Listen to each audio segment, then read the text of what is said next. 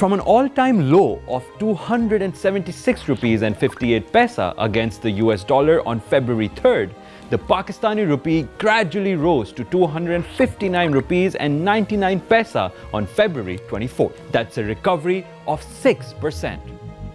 Before we go any further, here's some context.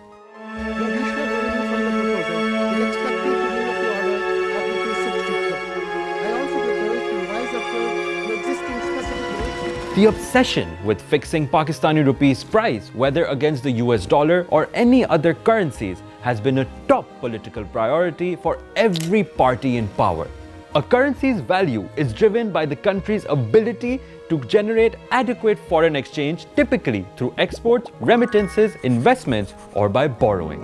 In his previous stint as the finance minister, Ishaq Dar used the State Bank of Pakistan to pump dollars into the market with the aim to keep the greenback's value artificially around 90 rupees. As the foreign currency's supply goes up, its value declines while the home currency's value rises. But this approach is problematic, and one major disadvantage of an overvalued currency is that the exports become uncompetitive in the international market, which leads to a drop and consequently increases overall trade deficit. The results of an uncompetitive market means that the local consumption is also driven by imports, which are financed by more dollars. And when a country is short of dollars, the gap between rupee's rate in the interbank and open market significantly widens, which drastically hurts the economy and diverts remittances from legal banking channels to the grey market.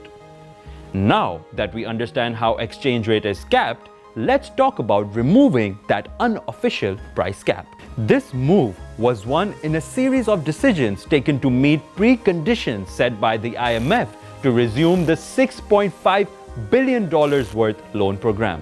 The rupee is steadily recovering against the US dollar, courtesy crippling import restrictions. More on that in our video explaining letter of credit. This reduction in goods imports has made all the difference in the current account deficit, bringing it down to $3.79 billion in the first 7 months of this fiscal year from $11.55 billion in the same period of last year. Although still slower than normal because of the macroeconomic conditions. The possible loss in the rupee value will depend on how fast Pakistan gets the promised foreign exchange support from friendly countries after unlocking $1.1 billion tranche from the IMF. It will also depend on how exports and remittances behave between April and June. But one thing is clear.